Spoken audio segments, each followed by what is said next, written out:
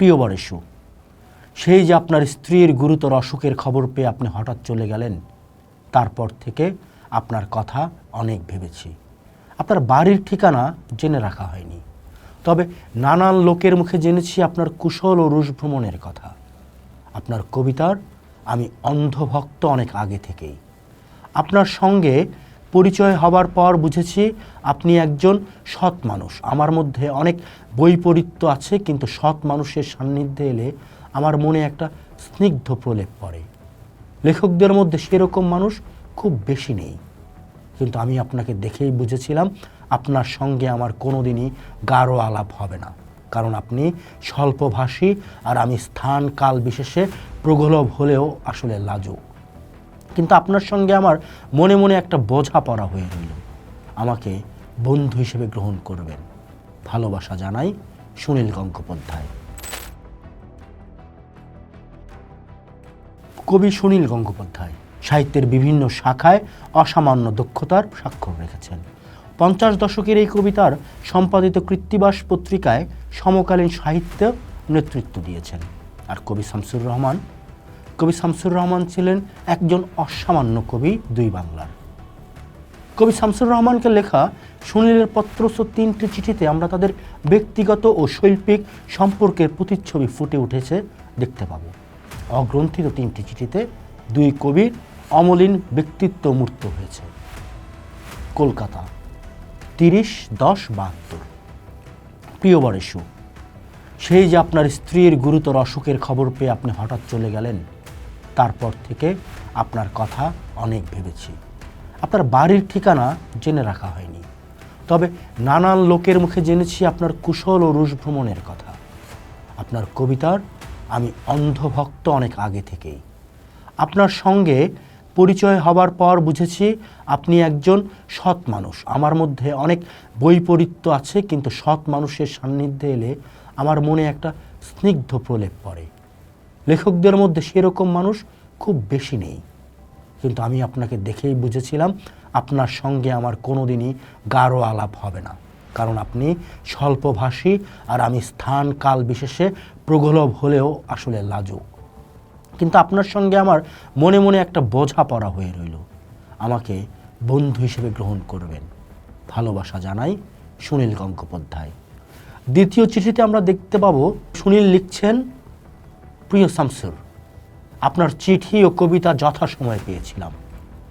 উত্তর দেব করছিলাম, এ সময় রশিদ করিম এসে গেলেন, সুতরাং সুযোগ এসে গেল। কবিতাটি স্মৃতি ও বিষণ্ণতায় আর্দ্র, অত্যন্ত চমৎকার হয়েছে। কবিতাটি দেশ পত্রিকায় 2-1 সপ্তাহের মধ্যে ছাপা হচ্ছে। বুদ্ধদেব বসু প্রায় ঢাকার স্মৃতি রোমন্থন করতেন আমাদের কাছে, ওর আর দেখা হলো না। আমি এখন অনেকটা লেখার দায় থেকে মুক্ত। মন ছটফট করছে কোথাও বেড়াতে যাবার জন্য। ঢাকার দিনগুলির কথা মনে পড়ছে খুব, যেতে ইচ্ছে করছে আবার, কিন্তু এত ঘন ঘন কে যেতে দেবে আমায়? বন্ধু বান্ধবদের সঙ্গ পাওয়ার জন্য মনের মধ্যে যে ব্যাকুলতা থাকে তা অন্য কাউকে বোঝানো যায় না। আপনি কবে কলকাতায় আসছেন? ভালোবাসা জানাই, সুনীল গঙ্গোপাধ্যায়। 22/4/74। তৃতীয় চিঠিটি লেখা হয়েছিল 2/8/74, কলকাতা। প্রিয় শামসুর, কৃত্তিবাস পত্রিকাকে এবার থেকে মাসিক পূর্ণাঙ্গ সাহিত্য পত্রিকা হিসেবে প্রকাশ করা হচ্ছে। সম্পাদক আমি। প্রথম সংখ্যা প্রকাশিত হচ্ছে 10 সেপ্টেম্বর বড় আকারে। এর জন্য আপনার কাছ থেকে নিয়মিত লেখা চাই। প্রথম সংখ্যার জন্য আপনার একটি কবিতা বা যে কোনো গদ্য পাঠাবার জন্য স্বনির্বন্ধ অনুরোধ করছি। এই চিঠিকে টেলিগ্রাম বিবেচনা করে অবিলম্বে লেখা পাঠাতেই হবে। ভালোবাসা জানাই, সুনীল গঙ্গোপাধ্যায়। এই চিঠিগুলোই প্রমাণ করে কবি এবং কবিতা কখনোই কাটা তারে আবদ্ধ থাকে না। আমরা যদি দুই বাংলার দুই মহিরুহ কবি শামসুর রহমান ও সুনীল গঙ্গোপাধ্যায়ের পারস্পরিক সম্পর্ক ও মূল্যায়নে নজর দেই, দেখতে পাব বাংলা সাহিত্যের সুবিশাল আকাশে শামসুর রহমান ও সুনীল গঙ্গোপাধ্যায় দুটি উজ্জ্বল নক্ষত্র। একজন বাংলাদেশের প্রধান কবি, অন্যজন পশ্চিমবঙ্গের অন্যতম পুরোধা সাহিত্যিক। কাঁটাতারের বেড়া তাদের ভৌগোলিকভাবে বিভক্ত করলেও সাহিত্য হৃদয়ের বন্ধনে তারা ছিলেন একে অপরের নিকটাত্মীয়। তাদের পারস্পরিক সম্পর্ক ছিল শ্রদ্ধা, ভালোবাসা ও বন্ধুত্বের এক অনন্য মেলবন্ধন, যা দুই বাংলার সাহিত্য অঙ্গনকে ঋদ্ধ করেছিল। শামসুর রহমান ও সুনীল গঙ্গোপাধ্যায়ের মধ্যে ছিল এক গভীর হৃদ্যতা ও বন্ধুত্ব। দেশ ভাগের ফলে তারা দুই দেশের নাগরিক হলেও বাংলা ভাষা ও সাহিত্য তাদের এক সূত্রে গেঁথেছিল। সুনীল গঙ্গোপাধ্যায় তার বিভিন্ন লেখায় শামসুর রহমানের কবিতার পংক্তি ব্যবহার করেছেন এবং তাদের বন্ধুত্বপূর্ণ স্মৃতির কথা উল্লেখ করেছেন। অন্যদিকে শামসুর রহমান ও সুনীলকে নিয়ে লিখেছেন যা তাদের মধ্যকার সৌহার্দ্যের প্রমাণ বহন করে। তাদের এই সম্পর্ক কেবল ব্যক্তিগত পর্যায়ে সীমাবদ্ধ ছিল না, তা দুই বাংলার সাহিত্যিক পরিমণ্ডলকে প্রভাবিত করেছিল। 1971 মুক্তিযুদ্ধের সময় তাদের সম্পর্কের এক উজ্জ্বল দৃষ্টান্ত স্থাপিত হয়। যখন পাকিস্তানি হানাদার বাহিনীর অত্যাচারে বাংলাদেশ বিপর্যস্ত, তখন শামসুর রহমানের কালজয়ী কবিতাগুলো প্রকাশের জন্য এগিয়ে আসেন সুনীল গঙ্গোপাধ্যায়। তিনি ভারতের বিভিন্ন পত্রপত্রিকায়, বিশেষ করে দেশ পত্রিকায় ছদ্মনামে শামসুর রহমানের কবিতা প্রকাশের ব্যবস্থা করেন। এই কবিতাগুলো মুক্তিযুদ্ধে অসম্ভব অনুপ্রেরণা জুগিয়েছিল। অন্যদিকে সুনীল গঙ্গোপাধ্যায় নিজেও বাংলাদেশের মুক্তি সংগ্রাম নিয়ে লিখেছেন। তিনি মুক্তিযোদ্ধাদের পাশে দাঁড়িয়েছেন। সুনীল গঙ্গোপাধ্যায়ের চোখে শামসুর রহমান ছিলেন একজন অত্যন্ত উঁচু মাপের কবি, একজন সৎ মানুষ। শামসুর রহমানকে লেখা সুনীলের বিভিন্ন চিঠি থেকে তার এই মনোভাবের স্পষ্ট প্রমাণ মেলে। 1972 সালের 30 অক্টোবর লেখা এক চিঠিতে সুনীল শামসুর রহমানকে লেখেন, আপনার কবিতার আমি ভক্ত অনেক আগে থেকেই। আপনার সঙ্গে পরিচয় হবার পরেও বুঝেছি আপনি একজন সৎ মানুষ, যা সাহিত্যে বিরল। তিনি আরও উল্লেখ করেন, শামসুর রহমানের মতো সৎ মানুষের সান্নিধ্যে এলে তার মনে এক ধরনের স্নিগ্ধ প্রলেপ পড়ে। সুনীল মনে করতেন শামসুর রহমান নোবেল পাওয়ার যোগ্য। অন্যদিকে শামসুর রহমানও সুনীল গঙ্গোপাধ্যায়ের সাহিত্যকর্মের প্রতি শ্রদ্ধাশীল ছিলেন, যদিও সুনীলের মতো তার বিশদ মূল্যায়ন সহজলভ্য নয়।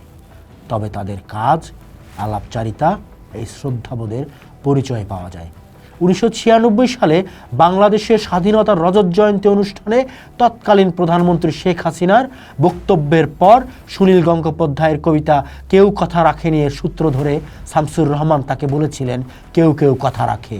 এই উক্তিটি কেবল তৎকালীন রাজনৈতিক প্রেক্ষাপটে ছিল না, বরং এর মধ্যে সুনীলের কবিতার প্রতি তার গভীর পাঠ ও উপলব্ধির ইঙ্গিত ছিল। শামসুর রহমান ও সুনীল গঙ্গোপাধ্যায়ের মধ্যে একাধিকবার সরাসরি সাক্ষাৎ রয়েছে, যা তাদের সম্পর্ককে আরও গভীর করেছিল। এর মধ্যে দুটি সাক্ষাতের ঘটনা উল্লেখযোগ্য।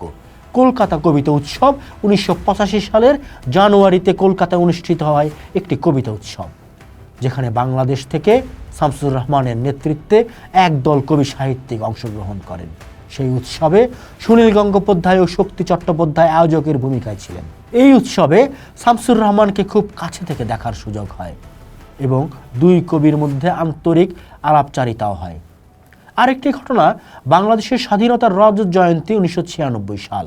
1996 সালে বাংলাদেশের স্বাধীনতার রজত জয়ন্তী অনুষ্ঠানে রাষ্ট্রীয় অতিথি হিসেবে সুনীল গঙ্গোপাধ্যায় ঢাকায় আসেন। এই সফরে তিনি শামসুর রহমানের সঙ্গে সময় কাটান। ঢাকার সোহরাওয়ার্দী উদ্যানে অনুষ্ঠানের পর তারা একসঙ্গে বসেছিলেন। ভোজসভায় একান্তে কৃত্তিবাস পত্রিকার স্মৃতিচারণায় মগ্ন হয়েছিলেন। এই ঘটনাগুলো প্রমাণ করে তাদের সম্পর্ক কেবল আনুষ্ঠানিকতার মধ্যেও সীমাবদ্ধ ছিল না, বরং তা ছিল অত্যন্ত আন্তরিক ও ব্যক্তিগত। ঢাকার বেরি রোডে একটি হোটেল ছিল, হোটেল হোয়াইট প্যালেস। সেখানে শামসুর রহমান এবং সুনীল গঙ্গোপাধ্যায়ের দীর্ঘ আলাপের বক্তব্যও আমরা শুনতে পেয়েছি। শামসুর রহমান ও সুনীল গঙ্গোপাধ্যায়ের পারস্পরিক শ্রদ্ধা এবং সহযোগিতার সবচেয়ে বড় নিদর্শন হলো তাদের যৌথ সম্পাদনায় প্রকাশিত দুই বাংলার ভালোবাসার কবিতা গ্রন্থটি। এই গ্রন্থটি দুই বাংলার কবিদের প্রেমের কবিতাকে এক মলাটে নিয়ে আসার এক অনন্য প্রচেষ্টা ছিল। এই যৌথ উদ্যোগ তাদের মধ্যকার সাহিত্যিক বোঝাপড়া, কাঁটাতারের ঊর্ধ্বে বাংলা কবিতার ঐক্যের প্রতি তাদের বিশ্বাসকে তুলে ধরে। শামসুর রহমান ও সুনীল গঙ্গোপাধ্যায়ের সম্পর্ক বাংলা সাহিত্যের ইতিহাসে সোনালী অধ্যায়। তাদের বন্ধুত্ব ও পারস্পরিক শ্রদ্ধাবোধ ভৌগোলিক সীমানাকে অতিক্রম করে এক অখণ্ড বাংলা সাহিত্যের ধারণাকেই যেন মূর্ত করে তুলেছে।